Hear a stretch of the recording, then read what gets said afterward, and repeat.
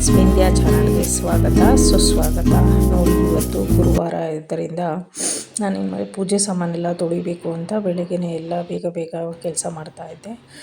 So ಬೆಳಗಿನ 307 ಅಂದರೆ ಮೇಲಿನ 307 ಫ್ಲ್ಯಾಟಿದು ಬಚ್ಚಲಿಂದ ಮೇಲ್ಗಡೆ ಅವರು ಬಚ್ಚಲಿಂದ ಪೈಪಲ್ಲಿ ನೀರು ಲೀಕ್ ಆಗ್ತಾಯಿತ್ತು. ಅದು ಮುಚ್ಚಿರ್ತಾರಲ್ವ ಶೀಟಿಂದ, ಅಲ್ಲೆಲ್ಲ ನೀರೆಲ್ಲ ನಿಂತಿರೋದು ಒಂದು ನಮಗೆ ಕಾಣ್ತಾಯಿತ್ತು, ಆ ತೇವಾಂಶ. ಅದನ್ನು ನೋಡಿ ಆಮೇಲೆ ಮೂರ್ತಿಯವ್ರಿಗೆ ಹೇಳಿದೆ. ಆಮೇಲೆ ಅವರು ಈ ಸೈಟ್ ಇಂಜಿನಿಯರ್ ಮಂಜುಗೆ ಹೇಳಿದ್ರು, ಈ ನಮ್ಮ ಅಪಾರ್ಟ್ಮೆಂಟ್ ಸೈಟ್ ಇಂಜಿನಿಯರ್ಗೆ. ಅವರು ಪ್ಲಂಬರ್ನ ಕರ್ಸೋಕ್ಕೆ ಒಂದು ದಿವಸ ಆಯಿತು. ನಿನ್ನೆ ಹೇಳಿದ್ದಕ್ಕೆ ಇವತ್ತು ಕರೆಸಿದ್ರು. ಸೊ ಕರೆಸಿದ್ದಕ್ಕೆ ಆ ಮಾರಾಯ 10:30ಗೆ ಬಂದ. 10:30ಗೆ ಬರ್ತೀನಿ ಅಂತ ಹೇಳಿ 11 ಗಂಟೆಗೆ ಬಂದ. 11 ಗಂಟೆಗೆ ಬಂದು ಕೆಲಸ ಸ್ಟಾರ್ಟ್ ಮಾಡಿ ಮುಗಿಸೋ ಅಷ್ಟರಲ್ಲಿ 12:30 ಆಯಿತು. ನನ್ನ ಇವತ್ತಿನ ಕೆಲಸ ಎಲ್ಲ ಅದಲು ಬದಲು ಆಗಿದೆ.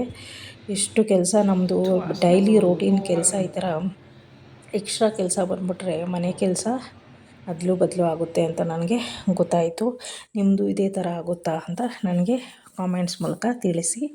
ಯಾಕಂದರೆ ನಾವು ಒಂದು ಪ್ಲ್ಯಾನ್ ಮಾಡ್ಕೊಂಡಿರ್ತೀನಿ, ಈ ಕೆಲಸ ಆದಮೇಲೆ ಈ ಕೆಲಸ, ಈ ಕೆಲಸ ಆದಮೇಲೆ ಈ ಕೆಲಸ, ಒಂಥರ ಬಿಗ್ ಬಾಸಲ್ಲಿ ಟಾಸ್ಕ್ ಕೊಡ್ತಾರಲ್ಲ ಆ ಥರ ನಾನು ಪ್ಲ್ಯಾನ್ ಮಾಡ್ಕೊಂಡಿರ್ತೀನಿ. ಗುರುವಾರ ಅಥವಾ ಯಾವ ವಾರನೇ ಇರಲಿ, ನಾಳೆ ಶುಕ್ರವಾರಕ್ಕೆ ಅಂತ ಗುರುವಾರನೇ ಪೂಜೆ ಸಾಮಾನೆಲ್ಲ ತೊಳೆಯೋ ಐಡಿಯಾ ಇರುತ್ತೆ.